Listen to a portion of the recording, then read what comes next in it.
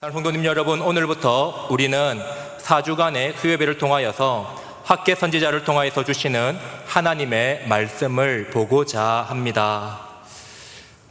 첫째 주로는 우리 1장 7절로 해서 자기의 행위를 살필지니라, 그리고 두 번째는 우리 8절로 15주를 중심으로 다시 시작하는 성전 건축, 그리고 2장으로 넘어가서 1장에서 9절을 말씀을 가지고 스스로 굳세게 할지어다, 그리고 학계에서 마지막 말씀을 보면서 이제는 기억하라 라는 이러한 주제를 가지고 4주간의 메시지를 또 우리가 하나님의 말씀을 받도록 하겠습니다. 이 학계 선지자의 말씀을 통하여서 하나님과 더욱 가까워지는 우리들 되기를 소망합니다. 여러분, 우리가 성경을 보면 우리의 마음이 조금 가까이 있는 그러한 성경들이 있습니다. 그리고 또 반면에 우리가 상대적으로 조금 먼, 상대적으로 마음의 거리가 먼 그러한 성경들도 있죠. 우리 마음이 가까이 있는 성경들로는 창세기, 출애굽기, 민수기, 그리고 역대기, 상하, 그리고 시편, 잠언, 이런 것들은 우리에게 너무나도 익숙한 본문입니다. 그런데 이러한 성경들보다 조금은 상대적으로 거리가 멀게 느껴지는 것이 있다면 아마 선지서들이 아닌가 생각을 해보게 됩니다. 그런데 대선지서인 예레미야와 에스겔, 이사야는 분량도 많고 그리고 자주 조금 접할 수 있다 보니 그래도 조금은 친근하기도 합니다. 그런데 여러분, 나훔 이러면 좀 어떻습니까? 여러분, 조금 친근합니까? 조금 그렇죠. 여러분, 그러면 오바다 이러면 여러분 어떻습니까? 이거는 조금 내가 좀 잘 모르겠다라고 할지도 모르겠습니다. 어떤 내용인지 대략 말씀해 보라고 하더라도 사실 이것을 말하는 성도들은 그렇게 많지 않을 듯 합니다. 여러분, 겨우 오바다는 성경의 한 장밖에 되지 않는데도 불구하고 우리가 그 내용이라든지 잘 파악하지 못하고 있는 것이죠. 여러분, 이것은 단지 나훔이나 오바다만의 특징이 아니라 대부분의 소선지서들의 특징이 아닐까라고 생각을 합니다. 여러분, 그러면 오늘의 본문인 학계서도요, 우리가 잘 아는 다른 성경과 조금 비교해서 상대적으로는 우리에게 잘 알려져 있지 않는 본문이라고 할 수 있을 듯 합니다.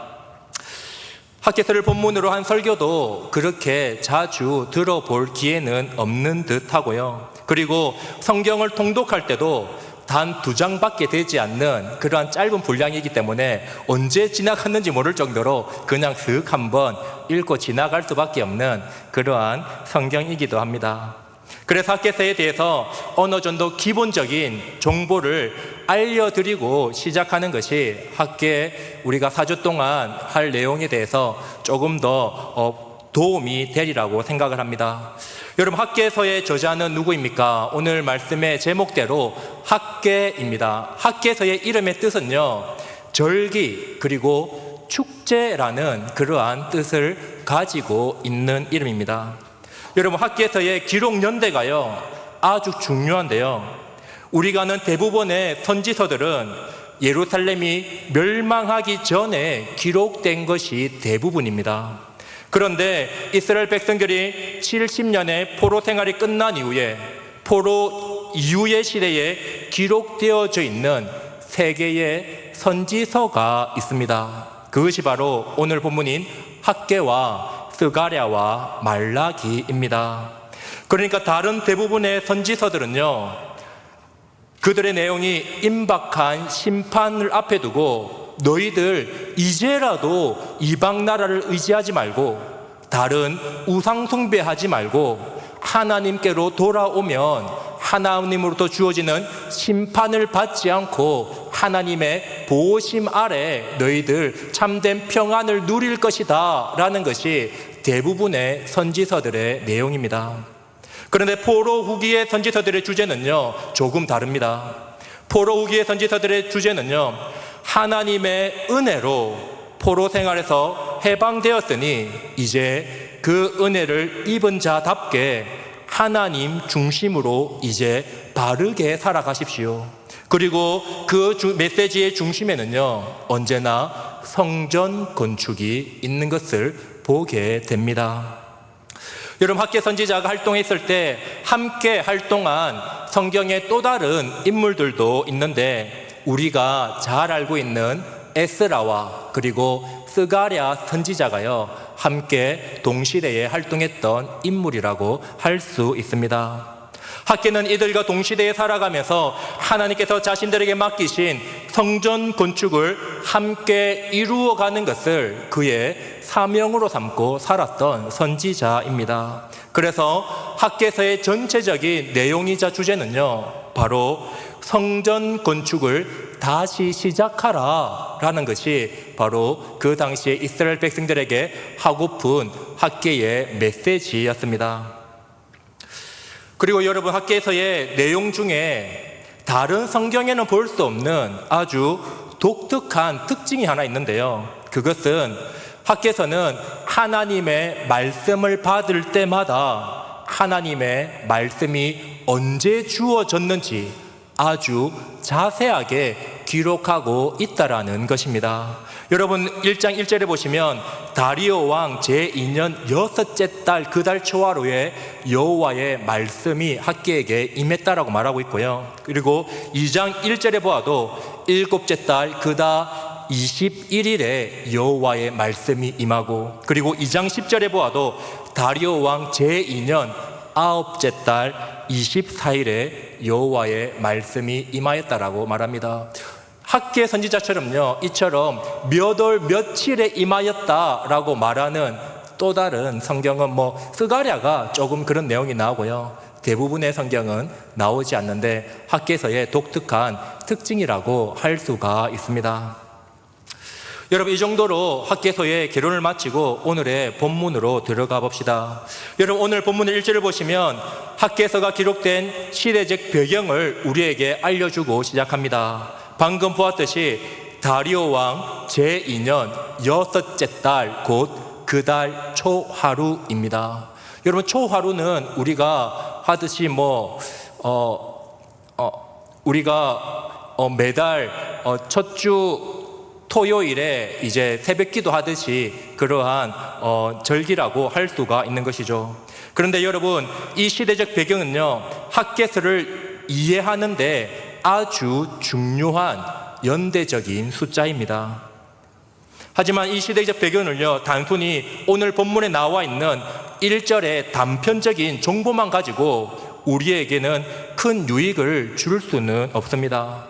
오늘 본문 1절의 시대적 배경이요, 조금 살아 숨쉬게 하기 위해서는 이스라엘 백성들의 포로기와 그리고 포로 해방 이후에 이스라엘 백성들의 전체적인 역사를 이해하면서 보아야지만 오늘 본문 1절의 이 시대적 배경이 어떠한 것인가 우리에게 더 실감나게 다가오는 내용이라고 할 수가 있습니다. 여러분, 그래서 제가 이스라엘 백성들의 역사에 대해서 잠시 말씀을 드리겠습니다. 하나님께서 불순종한 이스라엘 백성들은요, 주전 586년에 바벨론에 의해서 멸망을 하게 됩니다. 이때에 성전이 파괴되어지고 왕과 신하들 그리고 머리가 똑똑한 지식층들이 바벨론으로 많이 끌려가게 되는 것이죠.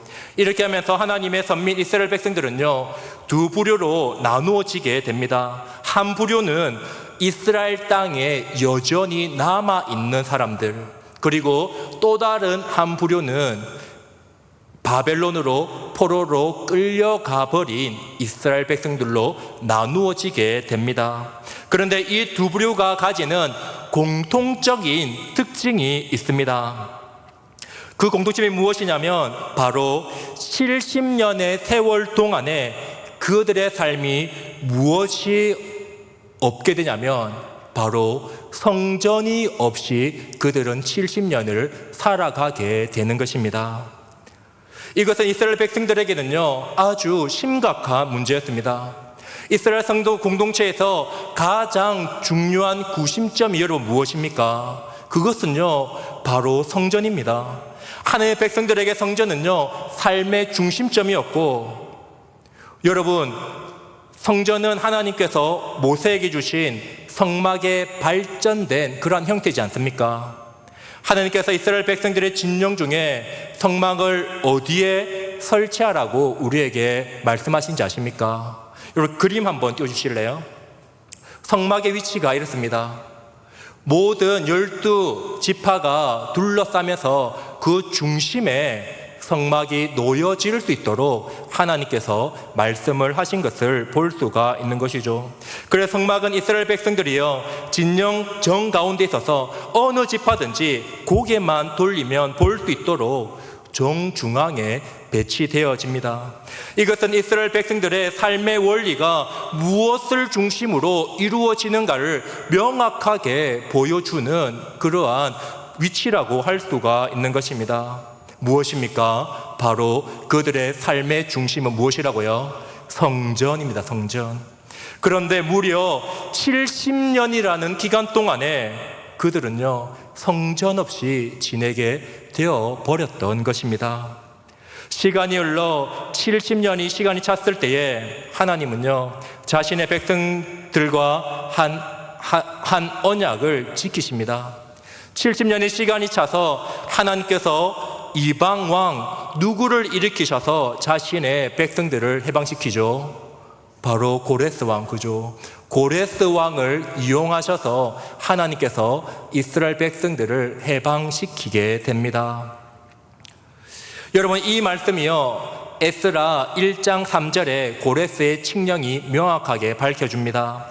이스라엘의 하나님은 참신이시라. 너희 중에 그의 백성된 자는 다 유다 예루살렘에 올라가서 이스라엘 하나님 여호와의 성전을 건축하라. 그는 예루살렘에 계신 하나님이시라. 여러분, 너무 놀랍지 않습니까? 하나님께서 이방의 고레스라는 왕을 일으키셔서 자신의 백성들을 해방시켰다. 어떻게 보면 도저히 믿을 수 없는 그러한 사건이요, 사실 이루어져 버리게 되었던 것입니다.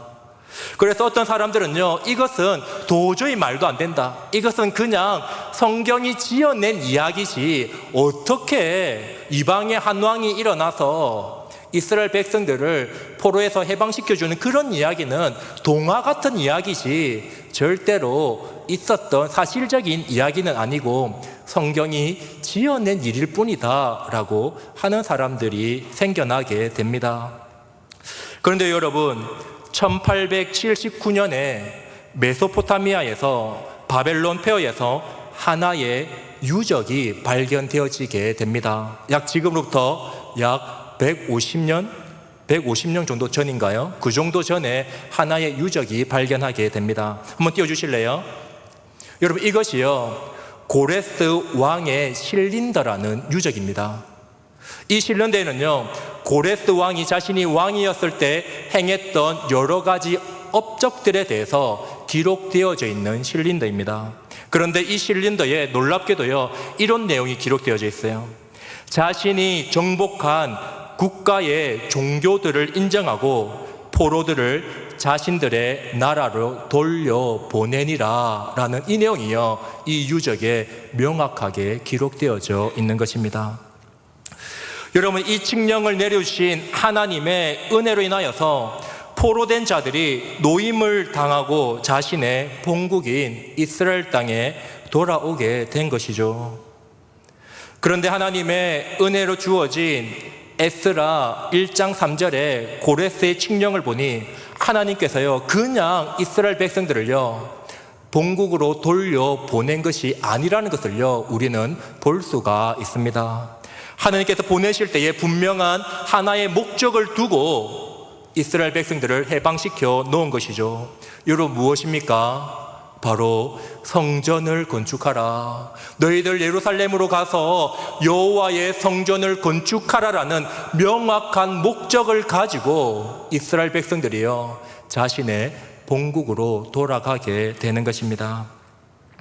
너희들 70년의 기간 동안 내가 너희와 함께 한다라는 임재의 상징인 성전이 너희들에게 없었지.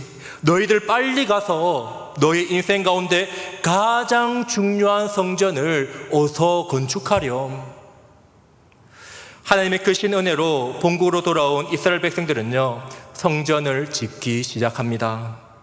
그런데 우리가 제대로 신앙생활을 하다 보면 그렇게 딱 신앙생활 조금 하려고 탁 마음 먹으면 우리들 가운데 주위에 뭐가 생기기 시작합니까? 방해꾼들이요 생기기 시작하는 거예요.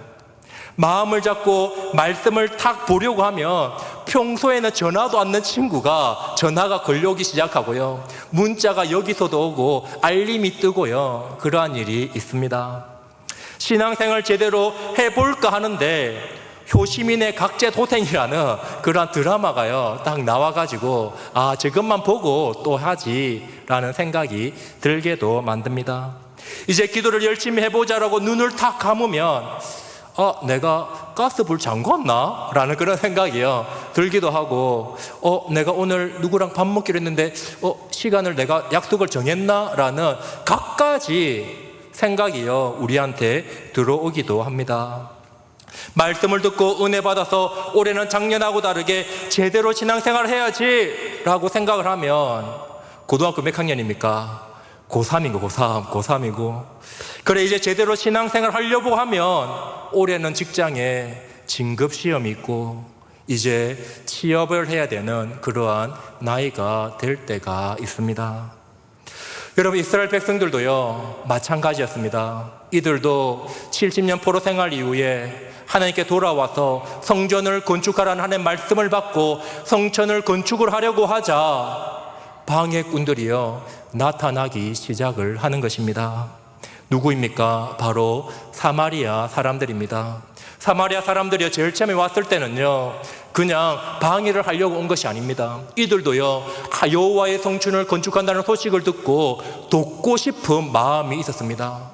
우리도 여호와를 섬기는 자들입니다. 여러분들을 돕고 싶습니다 라는 이들의 제안에 스룹바벨과 그 당시의 족장들이요 이런 지하에 거절해버립니다.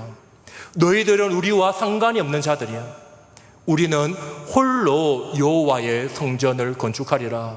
여러분, 왜 그랬냐면 그 당시에 사마리아 사람들은요 여호와를 믿고 따르고 제사 드리고 섬기기도 하였지만 그들 가운데는 오직 유일한 하나님만 섬기신 것이 아니라 여러 다른 이방 민족을 섬기면서 여호와까지도 섬겼던 그러한 혼합주의로 물들었던 자들이 바로 사마리아 사람들이었기 때문입니다. 그들이 하나님을 믿는다라고 하지만 그들 마음 가운데 여호와에 대한 순전한 마음은 사라져 버린 지 오래였기 때문입니다. 그런데 이러한 거절감을 당하자 이 사마리아 사람들이요 이제는 조직적이고 의도적으로 성전 건축을 방해하기 시작합니다. 사마리아 사람들이요 자신이 가지고 있는 모든 인맥을 동원해가지고 당시에 메데바사의 왕이었던 아닥사스다에게 편지를 올립니다.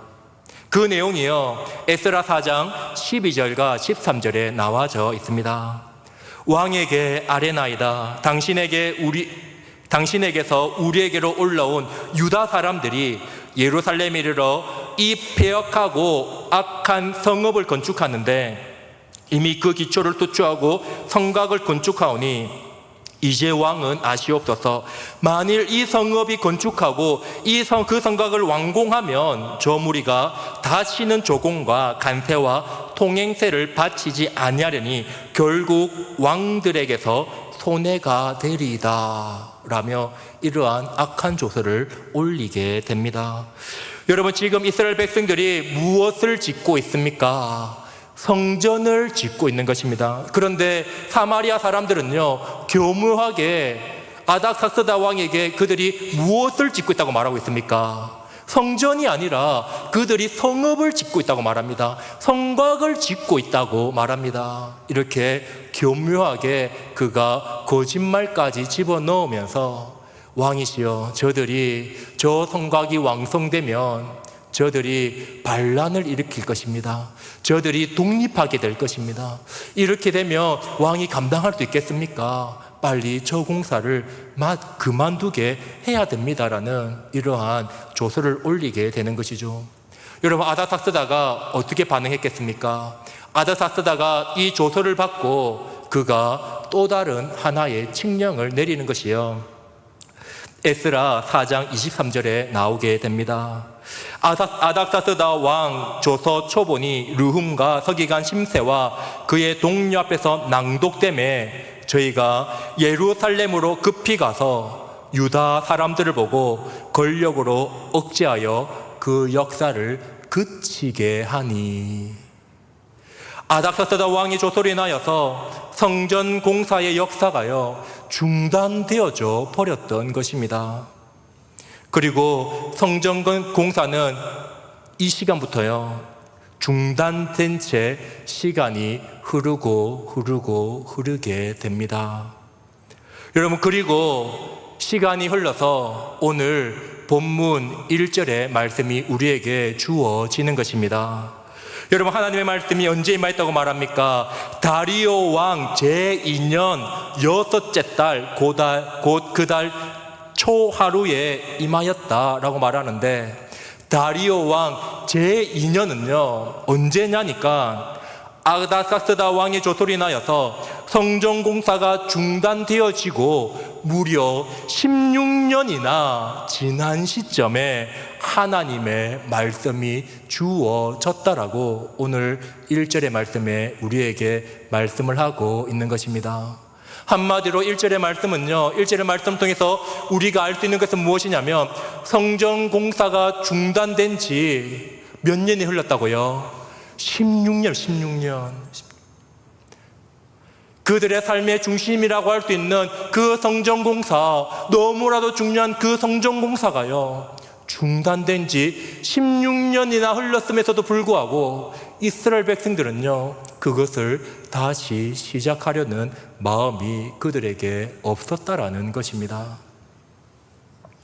여러분, 우리가 살아가다 보면 주변에 마치 폐허처럼 공사가 중단되어져서 흉물로 변해져 버린 그러한 건물들 잘 보지 않습니까? 우리가 10년만 그렇게 버려둔 채 있어도 우리가 약간 거기는 뭐 고등학생 일진들이 모일 듯한 그러한 암흑의 장소처럼 변하게 되는 것을 볼 수 있는데, 사진 한번 보여주실래요? 마치 이런 식으로, 그죠? 공사가 되다가 중단이 되면 그것은 마치 흉물처럼 변해버리는 것입니다. 그런데 이스라엘 백성들에게는요 지금 성전이 몇 년 동안 중단되었다고요? 무려 16년. 그래서요 이 성전을 향하여서 하나님께서 자신의 성전을 향하여서 내리는 평가가요 오늘 학개 4절에 이렇게 말씀합니다. 이 성전이 항폐하였거늘, 하나님 보시기에 이 성전이 어떻습니까? 항폐하였거늘 너희들은 판벽한 집에 거하는 것이 옳으냐? 라고 말씀을 하고 있는 것입니다. 하나님께서 참고 참으시다가 더 이상 미루지 못하고 학개 선지자를 통하여서 오늘 이스라엘 백성들에게 말하는 것입니다. 여러분, 2절에 하나님께서 무엇이라고 말합니까? 만군의 여호와가 이같이 말하여 이르노라. 이 백성이 말하기를 여호와의 전을 건축할 시기가 아직 이르지 아니하였다 하였느니라. 하나님의 만군의 여호와가 이같이 말하는데 무엇이라 말했겠습니까? 너희들 조금 여호와의 성전 빨리 건축하지 않으렴 하고 말을 하는데도 불구하고 이스라엘 백성들은 지금 어떻게 반응하고 있다고요? 하나님, 아직 당신의 거전을 건축할 시기가 이르지 아니하였습니다. 무려 16년이나 방 중단된 채 있었는데도 불구하고 그들은요 여전히 하나님 아직은 아닙니다, 당신의 성전을 건축할 시기가 아직은 이르지 않았습니다 라며 그렇게 하나님 앞에 고백을 하고 있는 것입니다. 하나님께서 너희들 내 성전이 황폐화된 지 너무 오래되었어, 빨리 이제 너희 성전을 재건하렴, 건축하렴 하는데 이스라엘 백성들은 아직은 아닙니다. 조금 있다가 안 하겠다는 게 아니라 아직은 아닙니다 라고 말하고 있는 모습을 보게 됩니다. 여러분, 이러한 이스라엘 백성들의 모습이 여러분 눈에 보기에 어떻게 보이십니까? 너무해 보이지 않습니까? 16년이나 되었는데 저 흉물처럼 보내져 버린 그러한 성전이 눈에 보임에도 불구하고 그들은 아직은 아닙니다라고 말하는 그 모습이요, 너무해 보이지 않습니까? 그런데 여러분, 그 당시에 바벨론 포로에서 돌아온 이스라엘 백성들에게도요, 그럴 만한 속사정은 있었던 것이죠. 여러분, 만약에 우리가 당시에 이스라엘 백성들이었다라고 한번 생각해 봅시다. 예루살렘에 살다가 나라가 멸망하여서 바벨론으로 끌려갔습니다. 그런데 그곳에서 무려 몇 년이나 살게 되죠? 70년이나 살게 됩니다.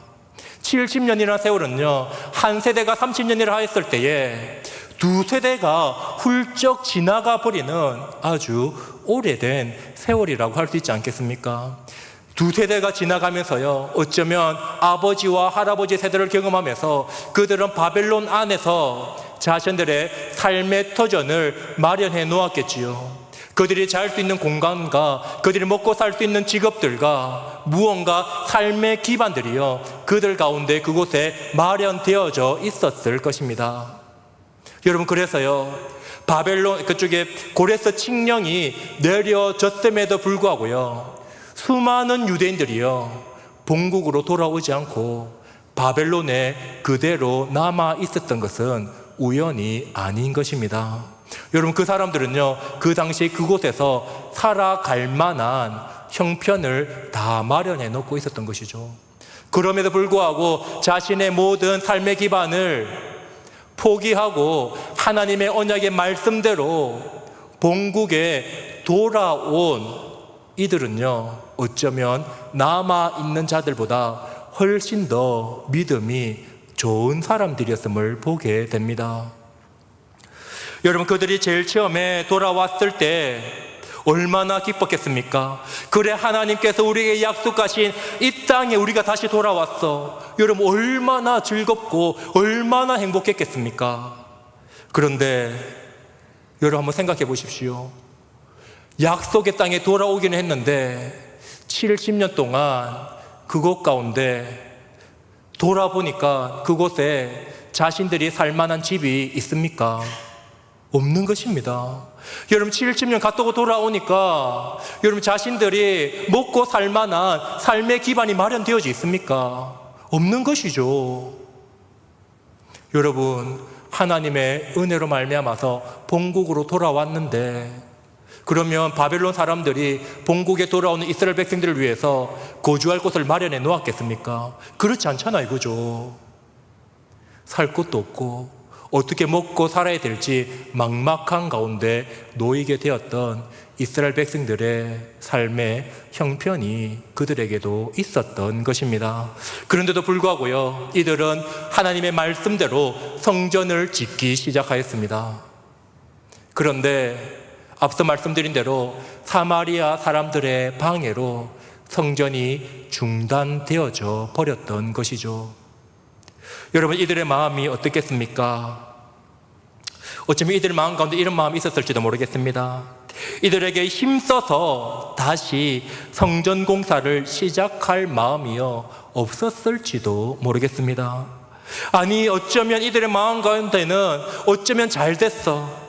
그래, 우리가 중단하려고 한 것도 아니고 중단된 김에 내 집도 마련하고 내가 살아갈 수 있는 형편도 마련해 놓고 그렇게 하면 되지 라고 했을지도 모르겠습니다. 여러분, 그렇게 16년의 세월이 흘러가 버립니다.